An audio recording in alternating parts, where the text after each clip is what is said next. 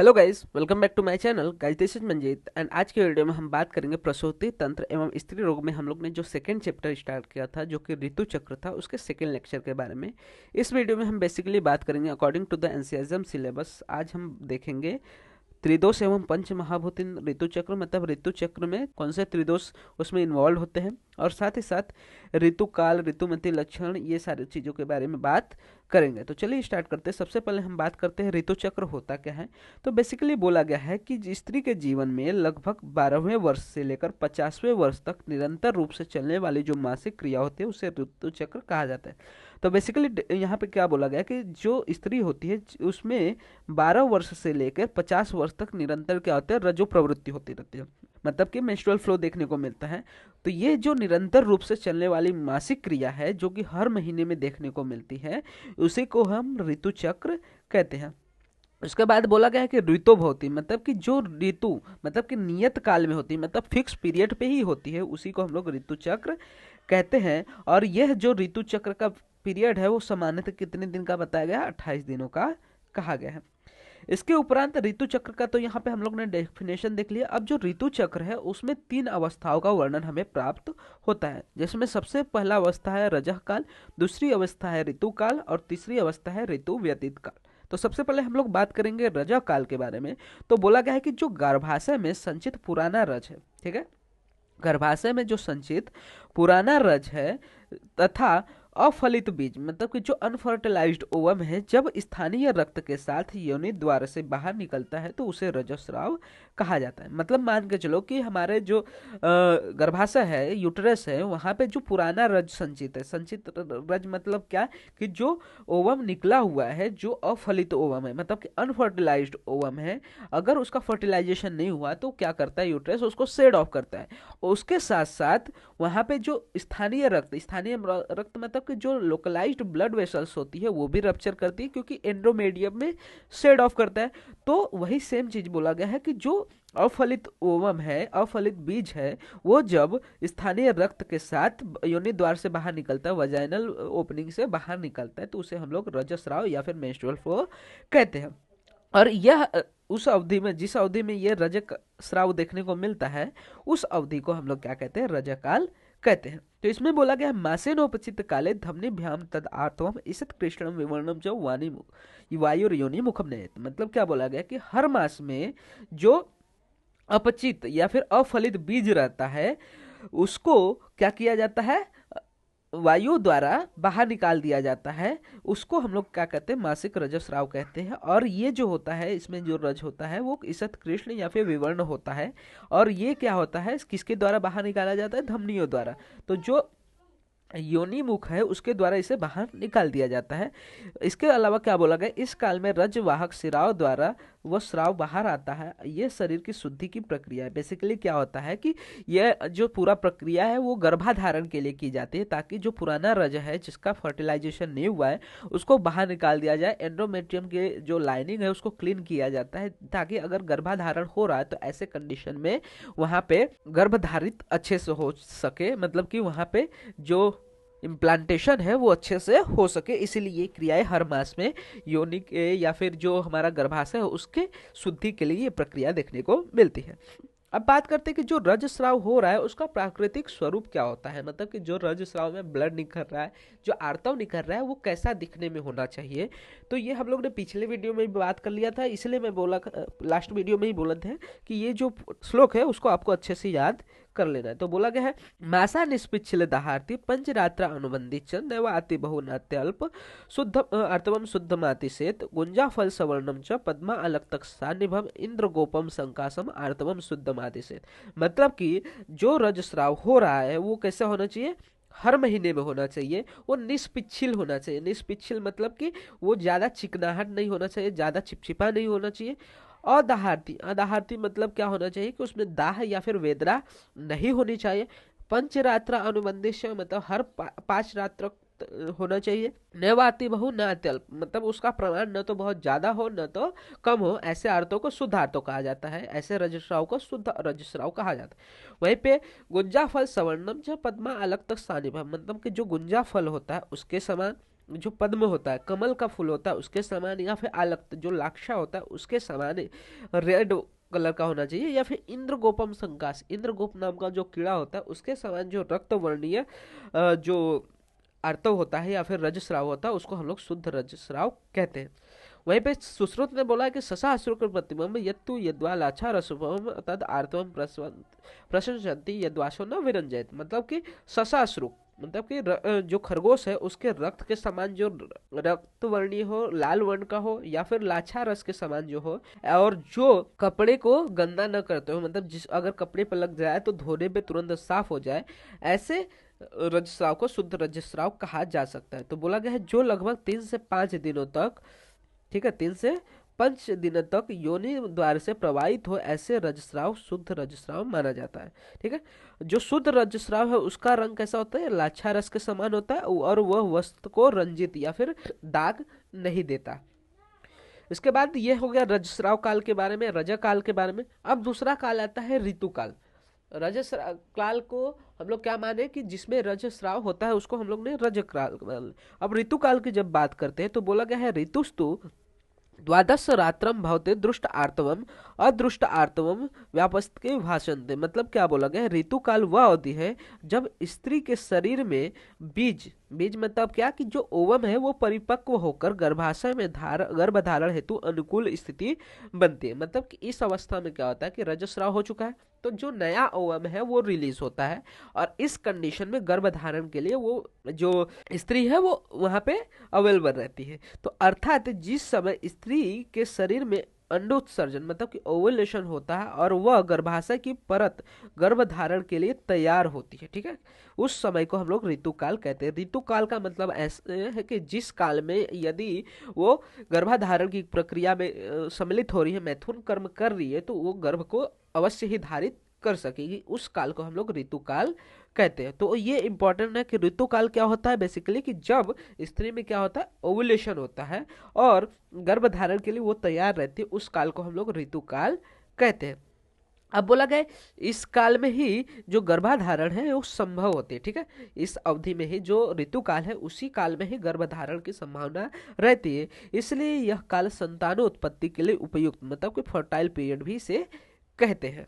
वहीं पे बोला गया है इस अवस्था में कफ दोष की प्राधान्य स्त्री शरीर में होता है, ठीक है, इस काल में मतलब कौन से काल में, ऋतु काल में शरीर में कौन सा दोष प्रधान रहता है, कफ दोष।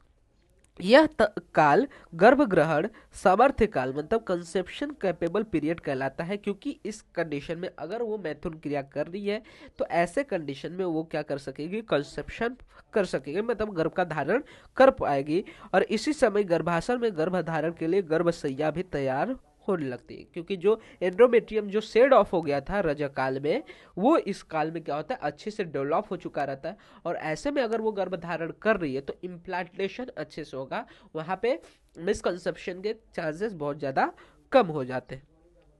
वहीं पे इसका आगे देखते हैं तो बोला गया गते पुराने रज से नवेच अवस्थित थे, मतलब कि जो पुराना रज है वो बह जाने के बाद नया प्रसाद रूप रज उत्पन्न होकर गर्भाशय में गर्भाशैया का निर्माण कर प्रारंभ करता है, मतलब कि जो पुराना रज है रज काल में निकल जाता है उसके बाद गर्भशैया का निर्माण होता है, एंडोमेट्रियम जो होता है अच्छे से डेवलप होता है और वहां पे गर्भधारण करने के लिए वो जो स्त्री है वो सुसज्जित रहती है।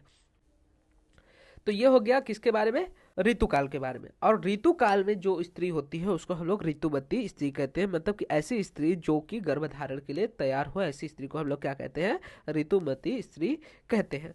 तो ऋतुमती स्त्री के लक्षण की बात करते हैं तो बोला गया है क्षाम प्रसन्न वदनाम स्फुरण श्रोणी पयोधराम संस्त्रता कुच्छिम पुष्काम विद्यात ऋतुमती स्त्री, मतलब क्या बोला गया है कि जो ऋतुमती अवस्था है जो कि फर्टाइल फेज है वो अवस्था है जिसमें स्त्री का शरीर गर्भधारण के लिए सर्वाधिक अनुकूल होता है, मतलब इस समय में वो स्त्री के साथ अगर संभोग क्रिया हो रही है या मैथुन क्रिया हो रही है तो वो तुरंत क्या करेगी, गर्भ को धारण कर लेगी। इस समय जो पुराण रज है मतलब कि जो पुराना रज था, पुराना जो आर्ता था वो शरीर से बाहर निकल जाने के कारण गर्भाशय और योनि शुद्ध एवं स्वच्छ हो जाते हैं, ठीक है, पुराना रज बाहर निकल गया, जो मल स्वरूप रक्त था वो बाहर निकल चुका, तो ऐसे में जो गर्भाशय है जो योनि है वो टोटली शुद्ध हो जाती है। इसके पश्चात अव्यापन्न मतलब जो दोष रहित योनि है और गर्भाशय में नया प्रसाद रूप रज संचित होना प्रारंभ होता है, मतलब कि नया ओव्यूलेशन होता है और यह नया रज गर्भ धारण के लिए उपयुक्त वातावरण बनाता है। ठीक है, और इस कंडीशन में क्या होता है, गर्भशैया अच्छे से डेवलप्ड रहती है। ऐसे कंडीशन में क्या होता है, वहां पे वो उपयुक्त गर्भधारण के लिए रहती है। अब इसके बाद आता है कि ऋतुमती स्त्री की जो शारीरिक और मानसिक विशेषताएं क्या है या ऋतुमती के लक्षण क्या है, तो बेसिकली बोला गया है कि मुख प्रसन्न एवं उज्जवल होता है। जैसा हम लोग ने यहाँ पे देखा कि छाम प्रसन्न वदना, मतलब कि वो कैसे रहेगी, उसका मुख प्रसन्न रहेगा और उज्जवल रहेगा, मतलब चेहरे पे एक अलग प्रकार का तेज देखने को मिलेगा। इसके बाद बोला गया है स्फुरण श्रोणी उपयोधरा, मतलब क्या बोला गया है कि श्रोणी और स्तन, पयोधर्म मतलब क्या होता है, पयो मतलब क्या होता है, पय मतलब होता है दूध, तो दूध का जो स्थान होता है मतलब कि स्तन, मतलब कि श्रोणी और स्तन में हल्का स्फुरण या फिर कंपन उसे अनुभव होता है। आगे बोला गया है शस्त्रास्ति क्यों कुछ पुष्काम विद्यात ऋतुमती स्त्रियां, मतलब क्या कि जो भुजा है, नाभि है, जंगा है, नितंब में भी हल्का स्पंदन या फिर कंपन रहता है। इसके अतिरिक्त बोला गया क्लेदाधिक्य के कारण मुख और दंत स्थानों में नमी बढ़ी रहती है, नेत्र शिथिल हो जाते हैं, विवाह इच्छा मतलब कि कामो भावना वहां पे देखने को मिलती है, और स्त्री के शरीर में हर्ष, उत्सुकता और प्रिय वार्ताओं की इच्छा, मतलब अच्छी अच्छी रोचक बातें करने की इच्छाएं उत्पन्न होती है। तो ये सभी लक्षण हमें ऋतुमती स्त्री में देखने को मिलते हैं।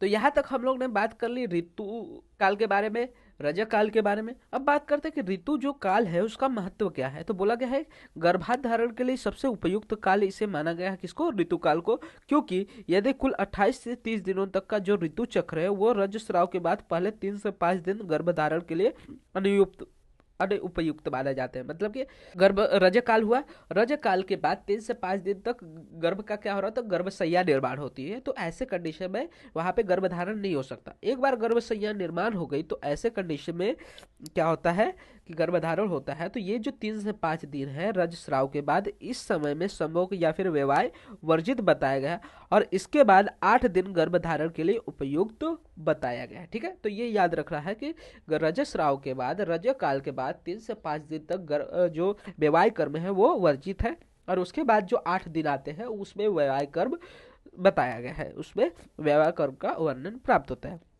अब जो बंद है या फिर जो व्याध स्त्रियां हैं जिसमें जिनको जल्दी से कंसेप्शन नहीं हो रहा है, ऐसी स्त्रियों में किए जाने वाले परीक्षण इसी काल में किए जाते हैं। ठीक है, मतलब कि जिनको किसी भी तरह का रिप्रोडक्टिव प्रॉब्लम है, तो ऐसे कंडीशन में जो हमारा ऋतु काल होता है उसी में क्या करते हैं, उसके जो एग्जामिनेशंस है वो किए जाते हैं। स्त्री बीज की उत्पत्ति मतलब कि फॉलिकल स्टडी या फिर गर्भाशय मुख स्राव का परीक्षण, जो भी गर्भाशय मुख से स्राव नहीं कर रहे उन सब का परीक्षण इसी समय में किया जाता है। जो 9वां या 10वें दिन तक है उसमें हम लोग क्या करते हैं, स्त्री बीज की उत्पत्ति मतलब कि फॉलिकल स्टडी करते हैं, और 12वें से 16वें दिन के बीच में जो भी स्राव हो रहा है उसका टेस्ट, फन टेस्ट जिसे बोलते हैं, वो करते हैं।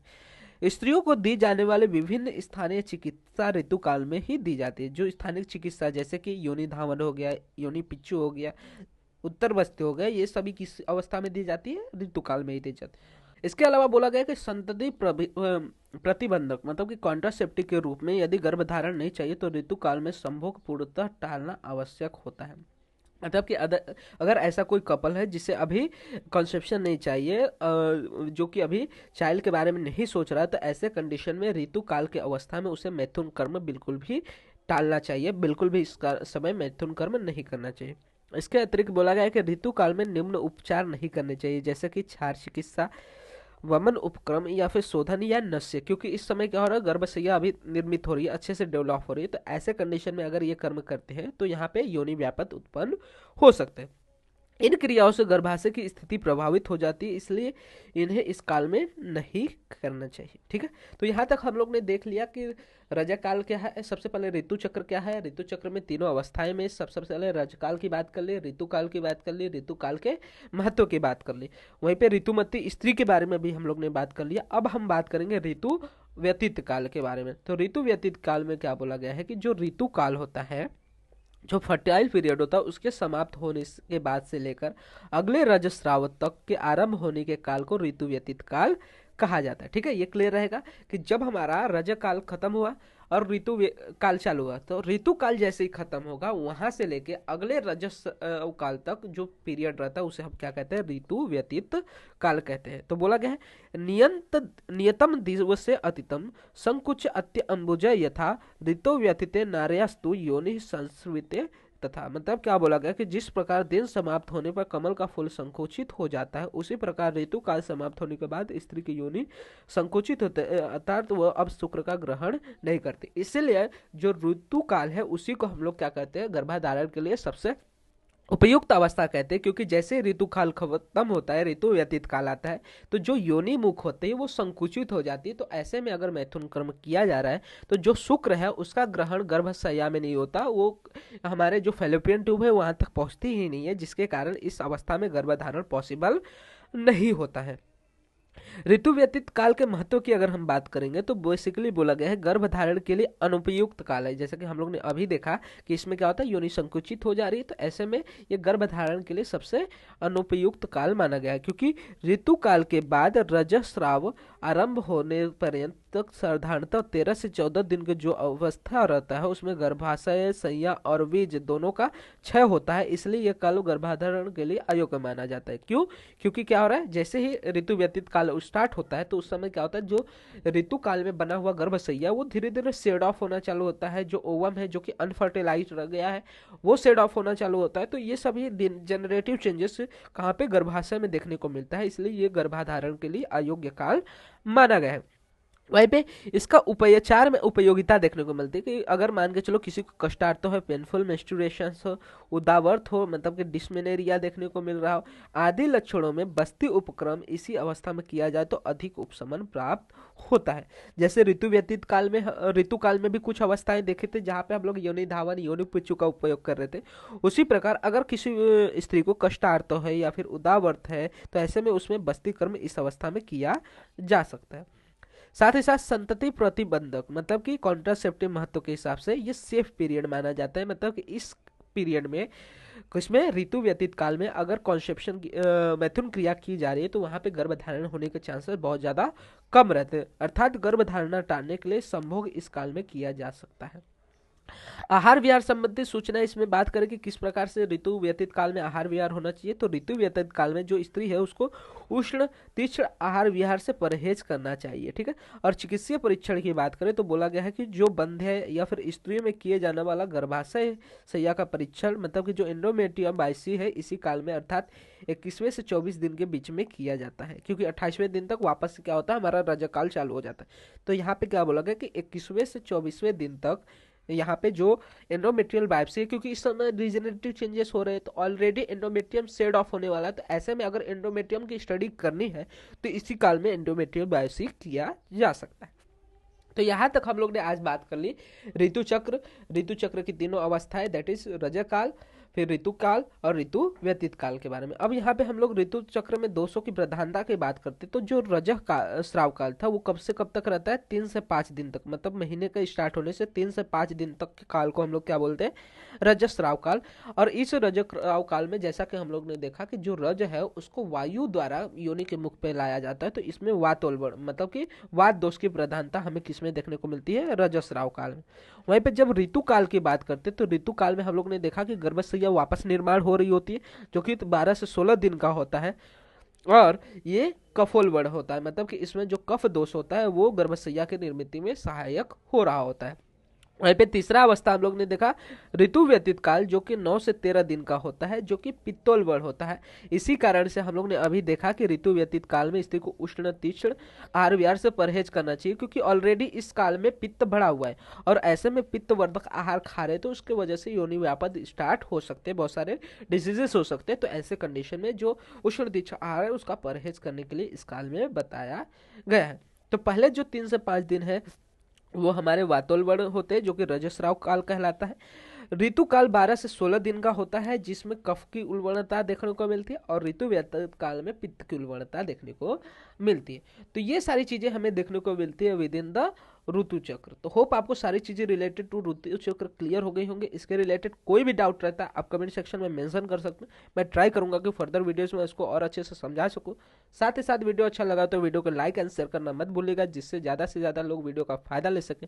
एंड इसी तरह के और भी फर्दर व्याधि से रिलेटेड वीडियो इस चैनल पे अपलोड होते रहेंगे, तो चैनल को सब्सक्राइब जरूर कर लीजिएगा, जिससे आपको वीडियो के नोटिफिकेशन मिल सके। और आप हमारे इंस्टाग्राम एंड टेलीग्राम हैंडल को भी फॉलो कर सकते हैं, जहाँ पे आपको वीडियो से रिलेटेड, नोट्स से रिलेटेड, साथ ही साथ बीएमएस से रिलेटेड जो भी नए अपडेट्स रहते हैं प्रोवाइड हो जाते हैं, जिसका लिंक आपको वीडियो के डिस्क्रिप्शन में अवेल हो जाएगा।